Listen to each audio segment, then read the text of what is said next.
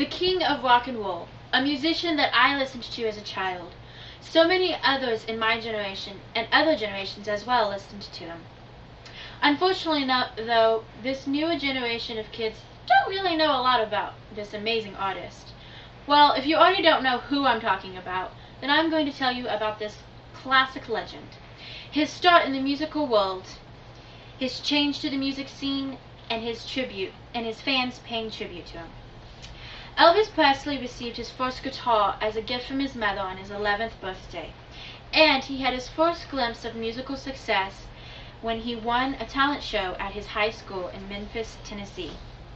That was the start of his musical career, and after a while of continuing and playing with music and trying to catch his first break, he soon began touring and recording. Throughout his amazing career, he helped popularize rock and roll in America. He won 3 Grammy Awards for his gospel recordings and has been recognized for his contributions in several musical genres, most notably rock, country, and gospel. He was also one of the first performers inducted into the Rock and Roll Hall of Fame in 1986, and that is just some of his awards.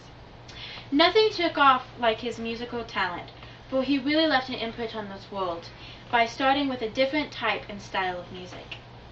Rock and roll wasn't really a part of the music choice back then, and for Elvis to come along and create this new type of music, it was just plain out shocking to people. And for him to do something different than gospel, country, soul, and many other different types of music, I think that's why so many people fell in love with him, mostly because he brought something interesting into the musical world. He had created rock and roll mostly from just being who he was. Elvis was really known for his deep tone of voice, and he really had a unique sounding voice as well. He always had something interesting that he brought to his shows and concerts, and he always liked dressing up in interesting outfits for him too. So many people then started to imitate him. After he passed away in the morning of August 16, 1977, at the age of 42, millions of people went and paid their respects with flowers and tokens of appreciation to the king's grave at his Graceland property, and even participate in a candlelight service every year ever since his death. We will always remember him mostly from his music that he has created and his amazing voice that he sung with. Many fans who love him want to pay their respects and do their best imitations of him as best as they can. But there will only be one true king. He was a legend that will live on for a very long time. Unfortunately, the king had to leave the building, and for the last time.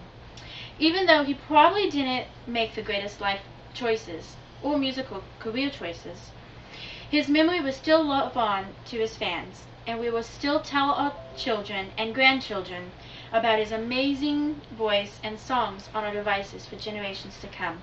He will always be remembered as Elvis Presley, the king of rock and roll. Thank you. Thank you very much.